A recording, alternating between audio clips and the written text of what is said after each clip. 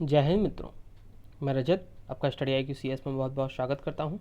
आशा करता हूँ आप लोग बहुत अच्छे होंगे और घर में होंगे। आज हम स्टैटिक जीके में बात करेंगे टाइगर रिजर्व्स की।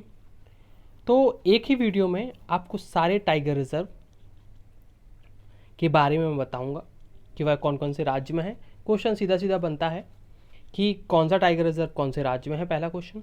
और दूसरा क्वेश्चन बनता है कि टाइगर प्रोजेक्ट कब चालू हुआ, इसका उद्देश्य क्या था, सबसे पहले कौन सा नेशनल पार्क इसमें शामिल हुआ। ये सारे क्वेश्चन बनते हैं। इस वीडियो में मैं ये सारे क्वेश्चन बहुत अच्छे से कवर करूँगा। चलिए तो बिना किसी देरी के स्टार्ट करते हैं। Tiger reserves in India. Tiger reserve होते क्या हैं, सबसे पहली चीज़ तो ये समझना बहुत ज़रूरी है।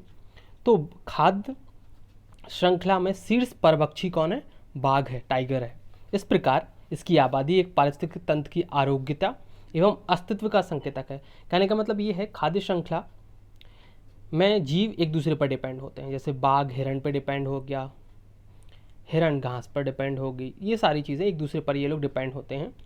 तो अगर आपका जो शीर्ष परभक्षी है वही नहीं होगा तो ये डिपेंडेंसी ख़त्म हो जाएगी और जो पारिस्थितिक तंत्र है वो संतुलित नहीं रहेगा।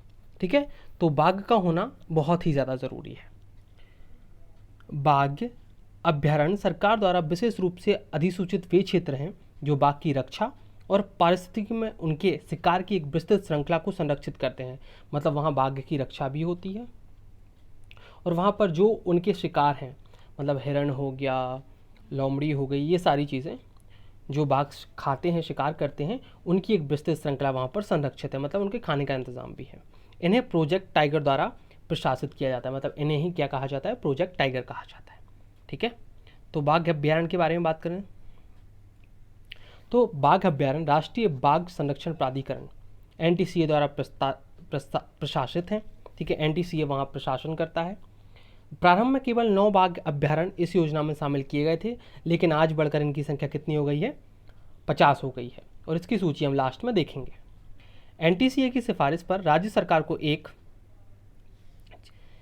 क्षेत्र को बाघ अभ्यारण्य अधिसूचित करने का अधिकार है। ये क्वेश्चन पूछा जाता है कि बाघ अभ्यारण्य अधिसूचित कौन करता है या कौन बताता है ये क्षेत्र बाघ अभ्यारण्य में आ गए? राज्य सरकार बताती है। ये चीज़ याद रखिएगा। ठीक है, भारत के 17 राज्यों में कितने? 50 बाघ अभ्यारण्य हैं, जो दुनिया की लगभग 70% बाघ आबादी का आवास है। ठीक है, मतलब दुनिया का 70% बाघ भारत में पाया जाता है। वर्ष 2006 में 1411 बाघों से यह संख्या बढ़कर 2010 में 1706 हुई और 2014 में 2226 हो गई। ठीक है, अब बात करते हैं महत्वपूर्ण तथ्य। तो भारत में सबसे बड़ा बाघ अभ्यारण्य कौन सा है? ये बहुत ही महत्वपूर्ण क्वेश्चन है, याद रखिएगा। नागार्जुन सागर श्रीशैलम बाघ अभ्यारण्य कहाँ पर है? आंध्र प्रदेश और तेलंगाना में।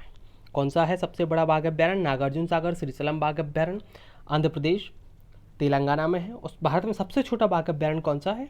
बोर बाघ अभ्यारण्य कहाँ पर? महाराष्ट्र में। ये दोनों बहुत अच्छे से याद रखिएगा। संरचना की बात करें तो एक बाघ अभ्यारण्य को कोर बफर रणनीति के आधार पर निर्धारित किया जाता है, जिसमें शामिल कौन कौन से जोन हैं? कोर जोन और बफर जोन। प्रोजेक्ट टाइगर के बारे में देखते हैं कि इसे देश में कब लागू किया गया? 1973 में। कहाँ पर? पलामू टाइगर रिजर्व में शुरू किया गया। ये चीज़ आप बहुत अच्छे से याद रखिएगा। कहाँ पर शुरू किया गया? पलामू टाइगर रिजर्व में। पहली बार प्रोजेक्ट टाइगर 1973 में Jim Corbett national park Uttarakhand में लॉन्च किया गया। ठीक है, कुछ स्रोतों में हमें ये दोनों चीज़ें देखने को मिलती है। कुछ में बताते हैं कि पलामू टाइगर रिजर्व में शुरू किया गया और कुछ में बताते हैं कहाँ पर? Project tiger Jim Corbett national park में लॉन्च किया गया। ठीक है, उत्तराखंड में। एक भारतीय वन्यजीव बोर्ड के एक विशेष कार्यदल की सिफारिश के आधार पर विश्व वन्यजीव कोष वर्ल्ड वाइल्ड फंड की सहायता से इसको क्या शुरू किया गया था। ठीक है, और थोड़ा सा हाल ही के सुधार देख लेते हैं, इसमें क्या क्या सुधार हुए हैं। तो 2018 की संगणना के लिए NTCA ने एम स्ट्रिप्स नामक एक एंड्रॉयड ऐप विकसित किया है। इसका उद्देश्य क्या है विकसित करने का? ये ऐप इन्होंने क्यों विकसित किया है? तो इसमें उचित स्थान के आंकड़े दर्ज करने और अधिक सटीक रिकॉर्ड के लिए यह विकसित किया गया है। गश्त को बढ़ाने और बाघों की निगरानी के लिए यह विकसित किया गया है। अब बाघ संगणना 2018 का प्राथमिक उद्देश्य क्या है? पूर्वोत्तर भारत को कवर करना, जो पिछली संगणना में शामिल नहीं किया गया था। पहली बार भूटान, नेपाल, बांग्लादेश विशेष रूप से आपसी सीमा क्षेत्रों में बाघों की गणना के लिए एक साथ आगे आए हैं। पिछली संगणना जो हुई थी में केवल नेपाल और बांग्लादेश ही इसमें शामिल हुए थे। ठीक है, अब हम देखते हैं एक एक करके 50 बाघ जो अपने अभ्यारण्य हैं, ठीक है, वह हम देखेंगे। अब चलिए स्टार्ट करते हैं। तो सबसे पहले देखते हैं बांदीपुर। ये 1973-74 में ही बाघ अभ्यारण्य घोषित कर दिया गया था। ये कहाँ पर है? बांदीपुर बाघ अभ्यारण्य कर्नाटक में है। और जिम कार्बेट ये भी कहाँ पर है? उत्तराखंड में। ठीक है, और अमनगढ़ कार्बेट टीआर का बफर है, ये भी उत्तर प्रदेश में है। ठीक है, कान्हा बाघ अभ्यारण्य कहाँ पर? मध्य प्रदेश में है। मानस कहाँ पर है? असम में है। मेलघाट कहाँ पर है? महाराष्ट्र में है। ठीक है, तो 1973-74 में बहुत सारे अभ्यारण्यों को बाघ अभ्यारण्य घोषित किया गया। उनमें ये सारे शामिल हैं। मेलघाट हो गया महाराष्ट्र में, पलामू कहाँ पर है? झारखंड में, रणथंभौर कहाँ पर है? राजस्थान में, और सिमलीपाल कहाँ पर है? उड़ीसा में। सुंदरवन कहाँ पर है? पश्चिम बंगाल में। तो सुंदरवन को भी बाघ अभ्यारण्य में शामिल किया गया था, वो 73-74 में। अब बात करते हैं उसके बाद सन आया 78-79। ठीक है, तो 78-79 में दो अभ्यारण्यों को बाघ अभ्यारण्य क्षेत्र में शामिल किया गया था। कौन कौन से? सरिस्का, ये सरिस्का कहाँ पर है? आपका राजस्थान में है। और पेरियार कहाँ पर है? केरल में, जो मैं आपको पहले ही बता चुका हूँ। ठीक है, अब 1982-83 में किस किस को शामिल किया गया? तो 1982-83 में शामिल किया गया बुक्शा, जो कहाँ पर है? पश्चिम बंगाल में है। इंद्रावती छत्तीसगढ़ में है। नमदफा अरुणाचल प्रदेश में है। ठीक है, नमदफा कहाँ पर है? अरुणाचल प्रदेश में है। अब 88-89 में किसको शामिल किया गया? कलाकड़ मुंडनथुरई, ये कहाँ पर है? तमिलनाडु में है। और वाल्मीकि अभ्यारण्य की अगर हम बात करें तो ये कहाँ पर है? बिहार में, जो 1989-90 में शामिल किया गया था। ठीक है, पेंच अभ्यारण्य 92-93 में शामिल किया गया, कहाँ पर? मध्य प्रदेश में है। तांडुम्बा अंधेरी जो बाघ अभ्यारण्य है 1993-94 में शामिल किया गया, महाराष्ट्र में है। अंधेरी से आप महाराष्ट्र आराम से समझ सकते हैं। बांधवगढ़ 1993-94 में शामिल किया गया, कहाँ पर है? ये मध्य प्रदेश में है। पन्ना 94-95 में शामिल किया गया, मध्य प्रदेश में है। दंपा जो सेम डेट में शामिल किया गया है, यह कहाँ पर है? मिजोरम में है। अब 98-99 में दो शामिल किए गए थे। कौन कौन से? भद्र कहाँ पर है? कर्नाटका में, इसको शामिल किया गया था।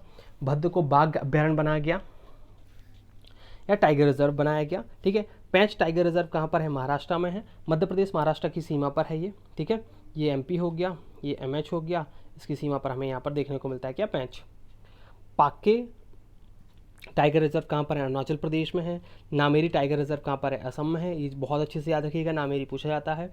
सतपुड़ा टाइगर रिजर्व कहाँ पर है? 1999 और 2000 में शामिल किया गया था। ये कहाँ पर है? सतपुड़ा टाइगर रिजर्व मध्य प्रदेश में है। अब अन्नामलाई 2008 और 2009 में शामिल किया गया था, ये कहाँ पर है? तमिलनाडु में। ठीक है, उदंती सीता नदी कहाँ पर है? छत्तीसगढ़ में, 2008-09 में शामिल किया गया था। सतकोशिया कहाँ पर है? उड़ीसा में, Satkosia tiger reserve. Kaziranga tiger reserve बहुत ज़्यादा पूछा जाता है, कहाँ पर है? असम में, 2008-09 में शामिल किया गया था। अचनकमार टाइगर रिजर्व कहाँ पर है? छत्तीसगढ़ में, ये बहुत ज़्यादा पूछा जाता है, याद रखिएगा। अचनकमार टाइगर रिजर्व कहाँ पर है? छत्तीसगढ़ में।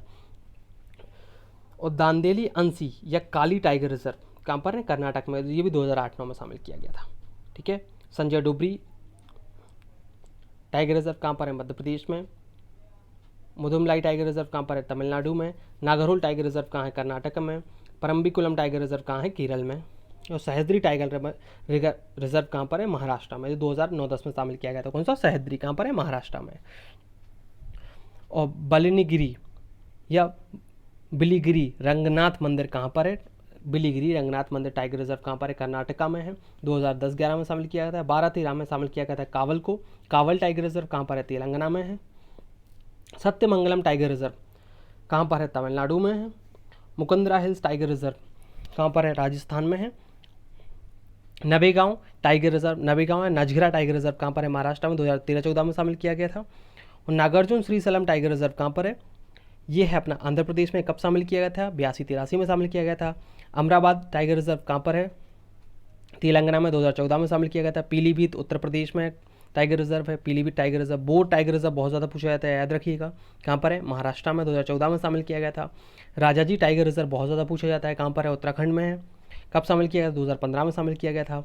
ओरंग टाइगर रिजर्व कहाँ पर है? असम में है। कब शामिल किया गया था? 2016 में। और कमलंग टाइगर रिजर्व कहाँ पर है? अरुणाचल प्रदेश में। कब शामिल किया गया था? 2016 में। और एक और टाइगर रिजर्व छूट गया है, कौन सा? Dudhwa tiger reserve. Dudhwa tiger reserve, जो 89-90 में शामिल किया गया था। दुधवा टाइगर रिजर्व ये कहाँ पर है? दुधवा, ये है आपका यूपी में, ठीक है, दुधवा टाइगर रिजर्व। तो कुल मिला के 50 टाइगर रिजर्व हमारे यहाँ पर कंप्लीट हो गए हैं। आपको क्या करना है, आपको इस वीडियो को बार बार देखना है, ठीक है। और आपको अगर इस लेक्चर की PDF चाहिए तो आप स्टडी IQ CS का जो टेलीग्राम चैनल है वहाँ पर जाके इसको ज्वाइन कर सकते हैं, और इसकी लिंक भी आपको डिस्क्रिप्शन में मिल जाएगी, ठीक है। तो मिलते हैं अगले लेक्चर में। God bless you all.